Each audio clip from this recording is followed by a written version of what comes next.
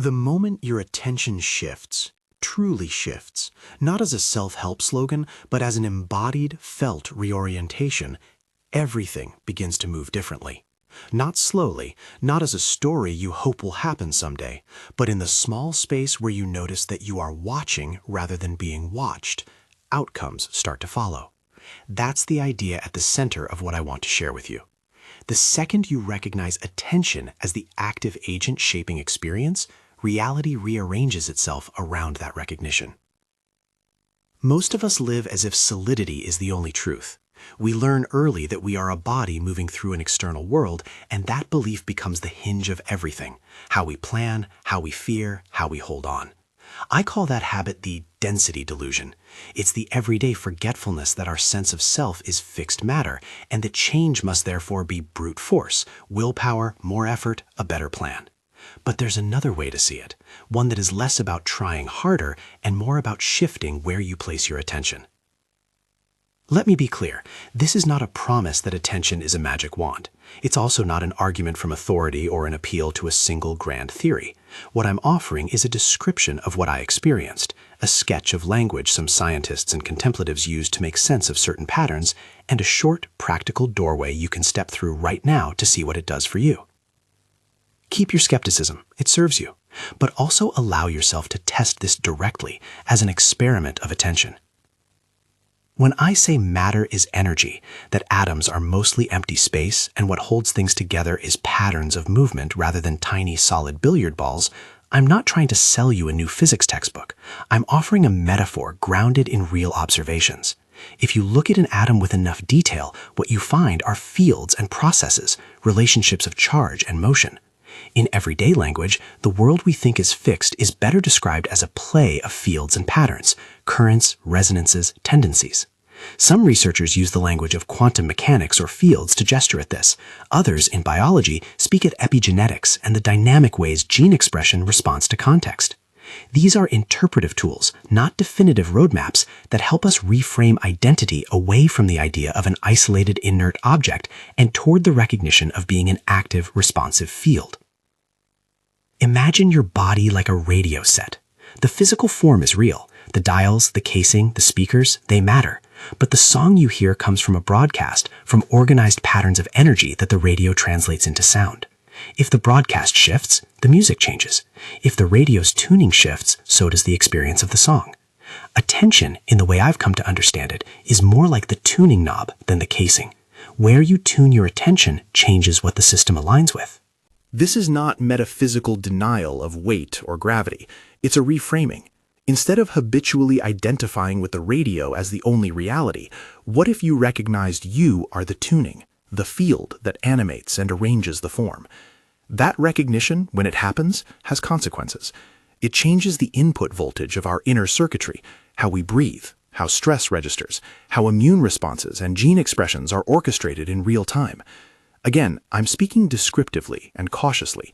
When I use biological terms like epigenetics, I mean the broad discovery that genes are regulated by signals, that expression is context-sensitive.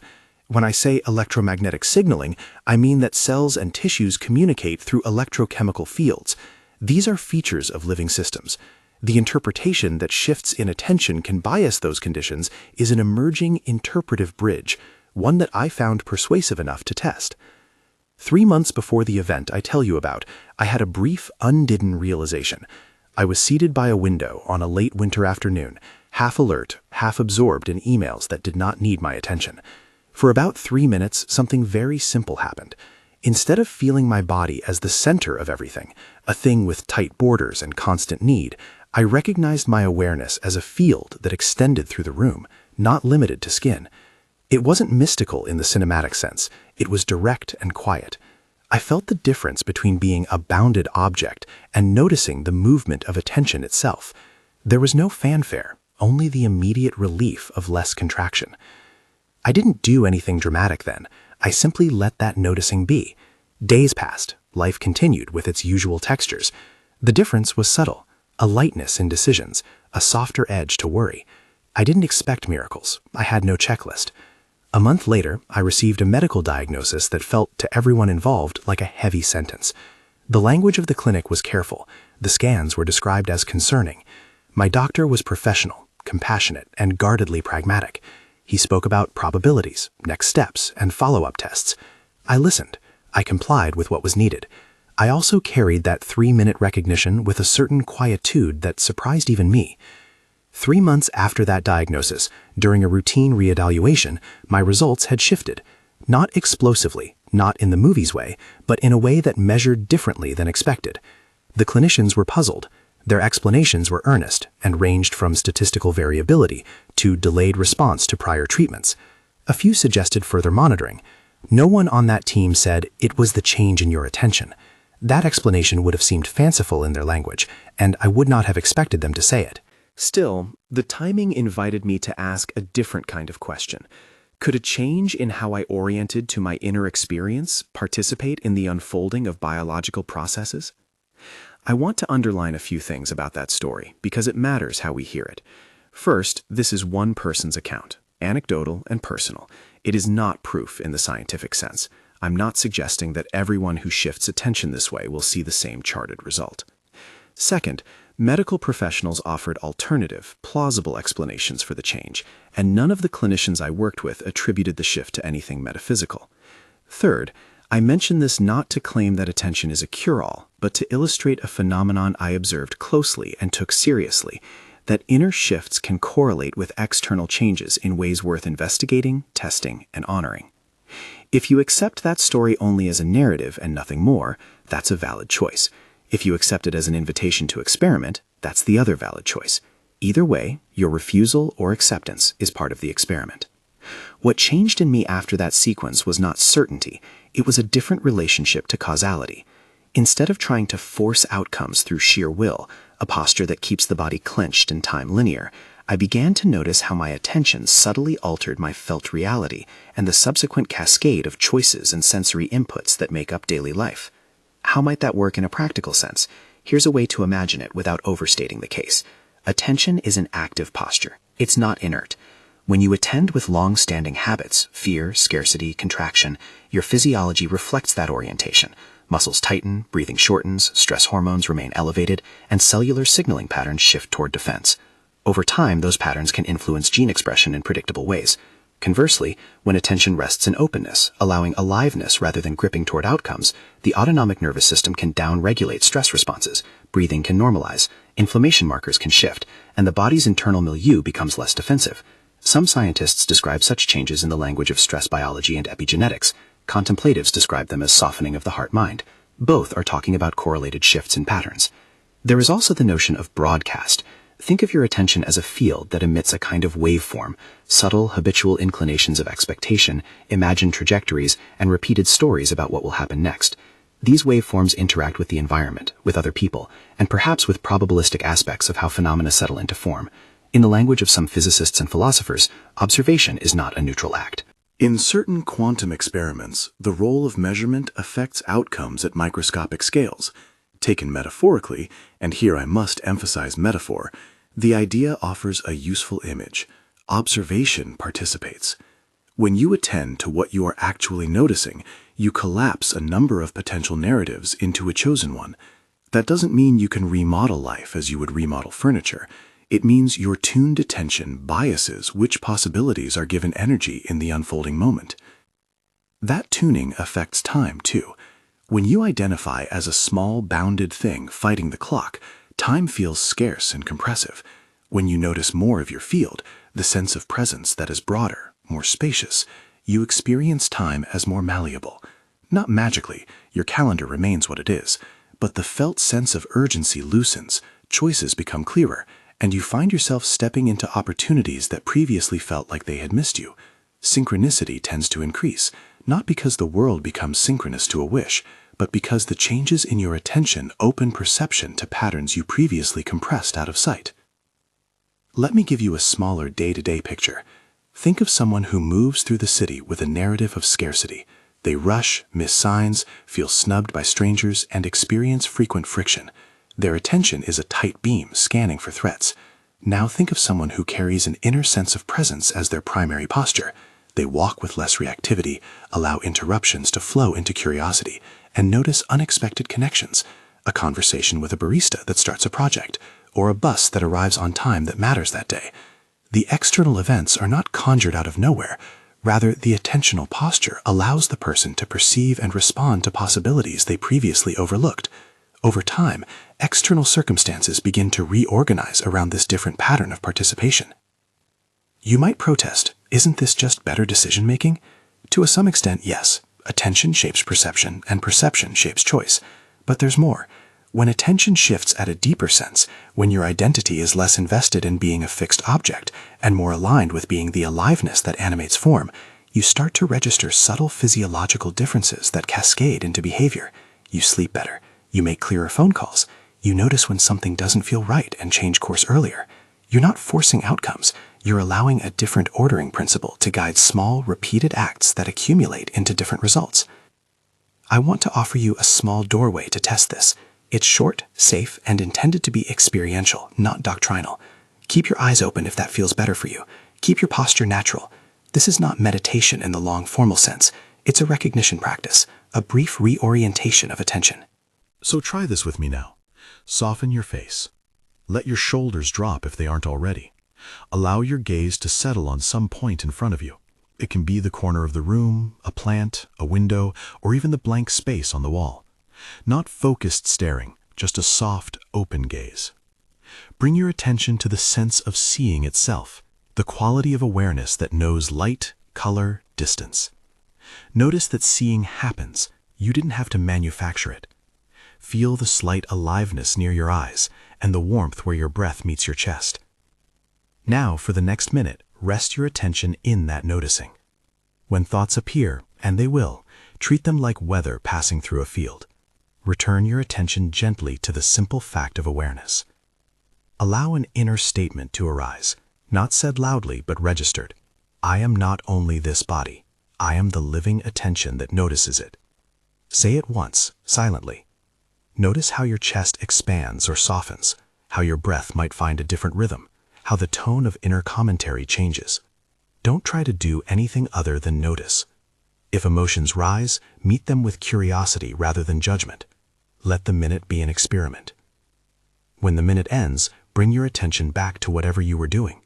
Notice one immediate change, a subtle shift in breath, a small softening in the jaw, a lightness in posture, a different relationship to time in the next few moments. That immediate sensation is a data point. Try to name it in a word. Relief, clarity, openness, quiet. If you can, write down that word, or if you're watching this on a device that allows it, leave it as a comment. That helps anchor the experiment, and it helps you remember that noticing is itself a practice. If that invitation resonated with you, try the minute again later in the day, and then perhaps once a day for a week. Observe without sowing expectation into the observation. Notice whether certain patterns begin to change, less grip around future outcomes, a slightly different tempo in decisions, or an opening to people and possibilities that previously seemed invisible. And please remember, if you are under medical care, continue to follow professional guidance. This practice is a companion to medical or therapeutic work, not a substitution. If you did that simple experiment with me, or even if you resisted it, you're now standing at a threshold where something larger can begin to unfurl. I'll tell you more about what changed for me after that test result and how attention's subtle broadcasts seem to attract different kinds of responses in my life. I'll introduce you to archetypal figures, people I've met who embody this fluid presence and whose lives show how circumstances reorganize when attention shifts.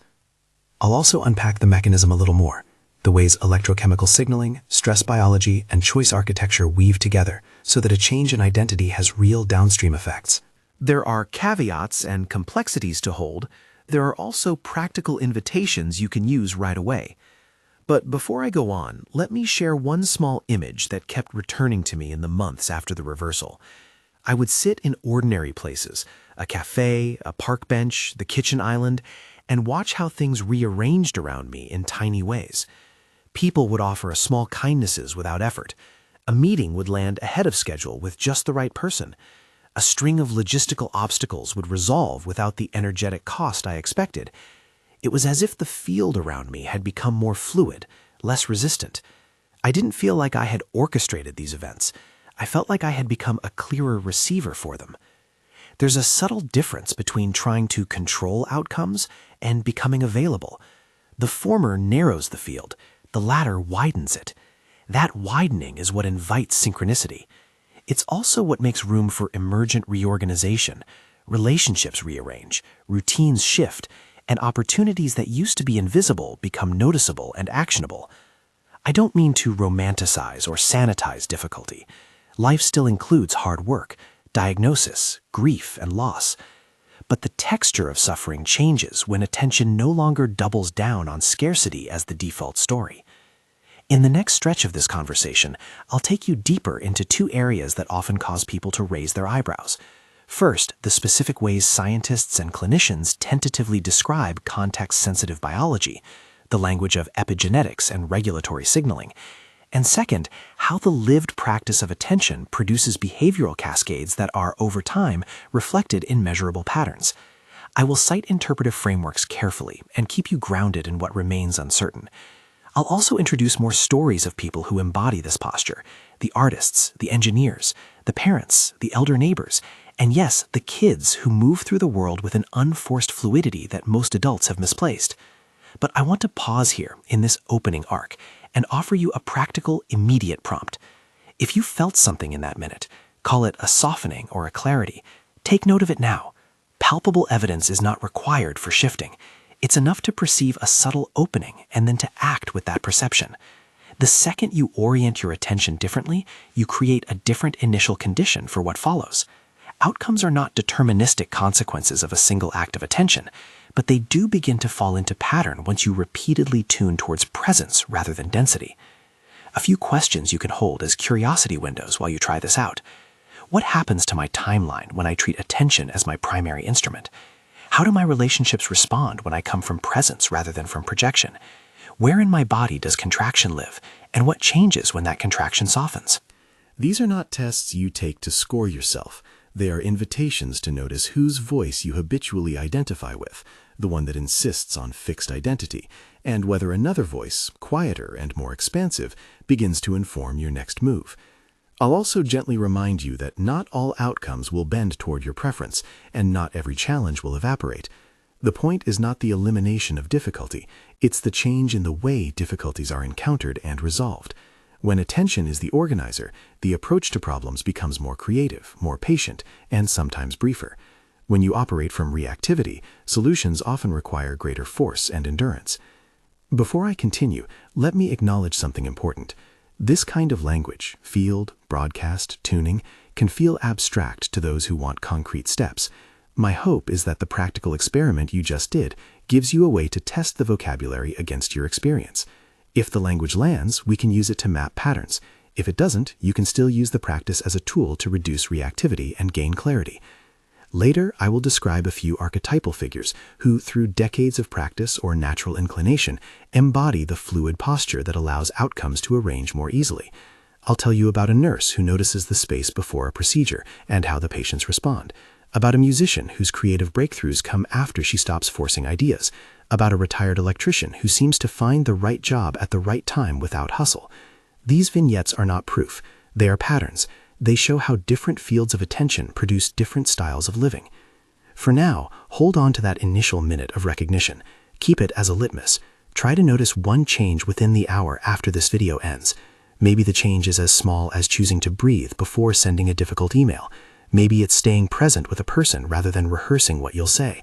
Maybe it's the immediate sensation in your jaw or a lightness in your chest. These are the first threads of the new ordering principle.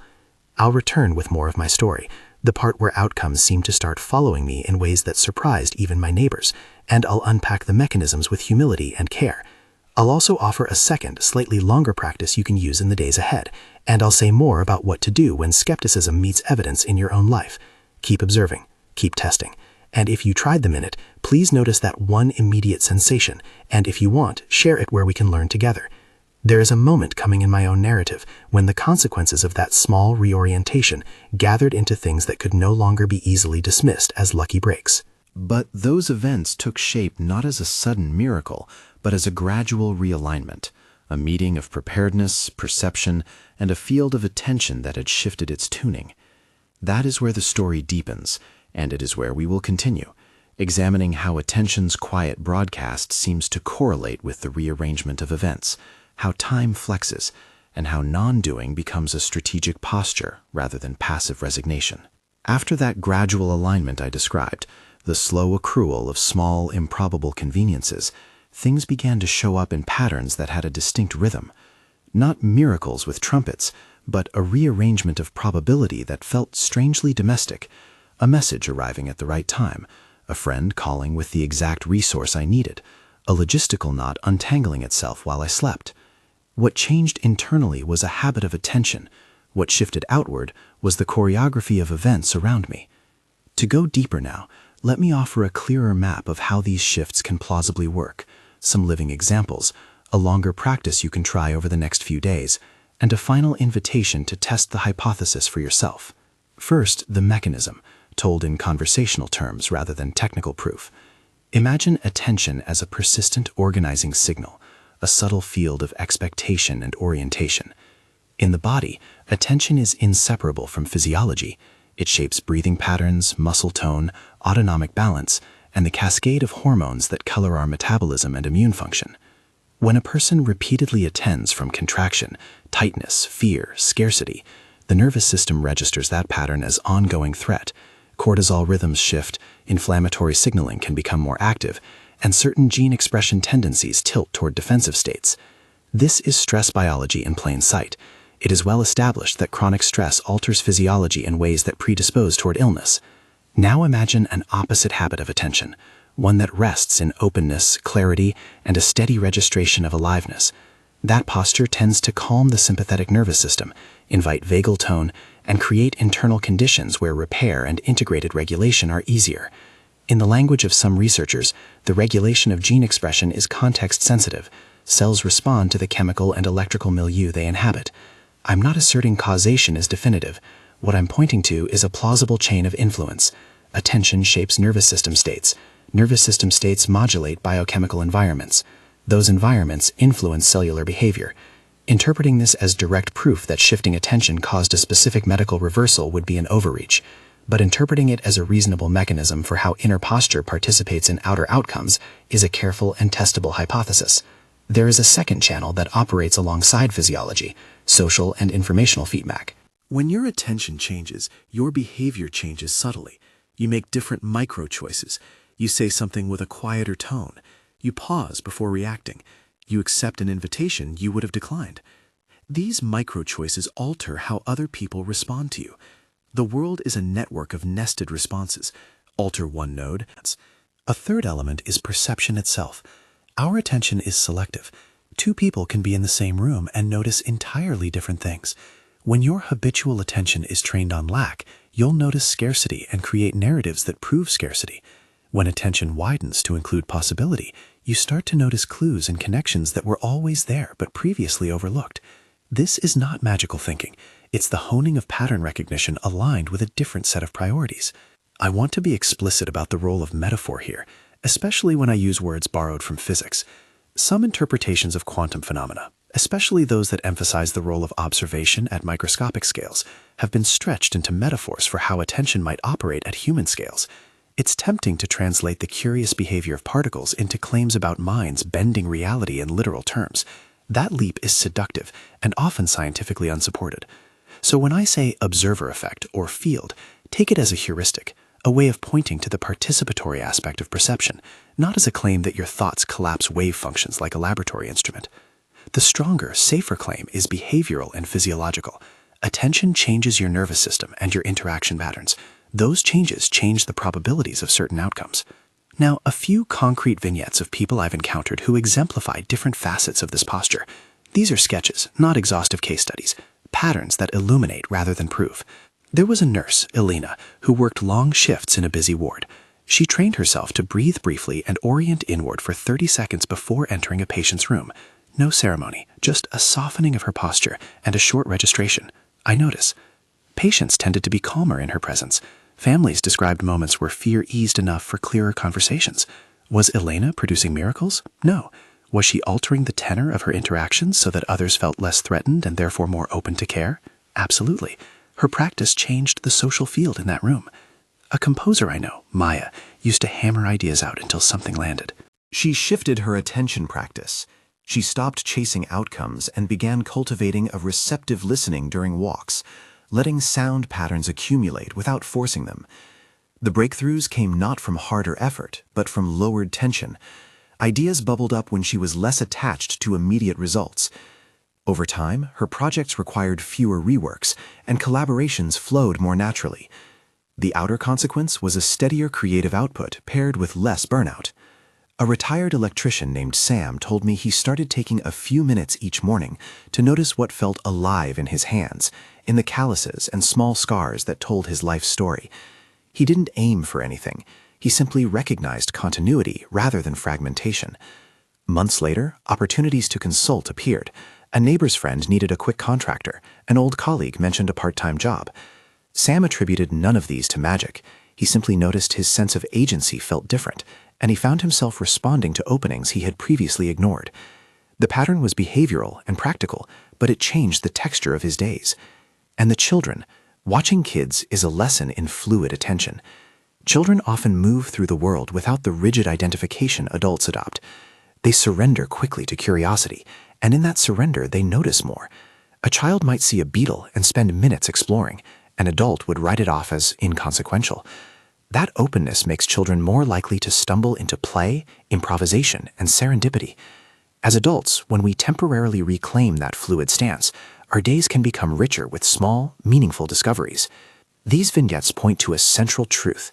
Outcomes follow changed attention, not because attention is omnipotent, but because changed attention changes the conditions through which events unfold, physiologically, socially, and perceptually. You asked, implicitly, what does this feel like in real time? How do you know a practice is shifting you? There are short-term signals and long-term trends.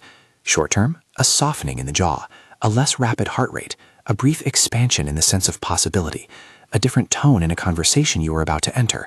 Long-term, fewer reactive cascades, less need to recover from emotional storms, a changed pace in decision-making, and sometimes the gradual appearance of opportunities that match your new orientation. Now, the next practical doorway I promised, a longer recognition practice you can use across the next several days. This is still invitational, not prescriptive. It is designed to be safe, to fit into daily life, and to produce observable data for you to reflect on. Find a quiet 5 to 10 minutes once or twice a day, ideally the first thing after waking or before your evening routine. Sit comfortably with your spine supported. Keep your gaze soft and open. There is no need to close your eyes if that feels uncomfortable. Begin with 3 slow, full breaths, inhaling for a count that feels natural and exhaling fully. Notice the movement of breath through your body. Now, widen your attention to include the sense of the room, the quality of light, the sounds at the edges of hearing, the temperature on your skin. Then move your attention inward to the living presence that is noticing the room. This is not about analyzing sensations. It is about registering that there is an aware presence encountering them. When thoughts arise, planning, worry, critique, acknowledge them and let them drift without argument. Imagine those thoughts as leaves floating on a stream. You notice them, but do not try to drag them ashore. After 2 to 3 minutes of this open witnessing, bring a gentle statement into the field of attention. You can use the phrase, "I offer," or craft something that feels truer to you. The offered phrase is, "I am not only this body, I am the living attention that notices it." Repeat it silently 2 or 3 times, letting the phrase resonate without forcing belief. Feel whether the words shift the tone of your chest, the rhythm of your breath, the space behind the eyes. Spend another minute noticing any small bodily changes, unwinding of shoulders, softening of face, a change in the pace of thoughts. Then imagine for a moment an intention in the day ahead, one small thing you might do differently if you were slightly more open. It can be as modest as pausing before answering a difficult text or breathing before starting your commute. Name that intention once and let it rest. Finish with 3 closing breaths, and if you like, write a single word describing the most salient, immediate sensation you noticed. Do this practice once a day for a week, and each evening note whether anything shifted, a phone call arriving, a conversation landing differently, a surge of energy, or simply a quieter evening. Keep the process experimental rather than judgmental. If nothing appears to change, notice that too. Sometimes the effects are subtle and accumulate over weeks. A few practical cautions. This is complementary to professional care. If you are under medical supervision, maintain your treatments and follow your doctor's guidance. If difficult emotions arise in practice that feel overwhelming, seek supportive resources, a therapist, a trusted friend, or a clinician. This work invites curiosity, not heroic self-reliance. As you practice, you may notice that your relationship to time shifts. The feeling of urgency softens, moments elongate. That doesn't mean calendars dissolve. Bills still need to be paid and deadlines met. But you may realize you can inhabit the tasks with less contraction and more clarity. That shift alone often leads to more effective action, because decisions made from a quieter center are less reactive and more aligned with long-term values. There will be resistance, and that resistance deserves kindness. Skepticism is a useful guardrail. It protects you from gullibility. Treat skepticism not as an enemy to be defeated, but as a partner in testing.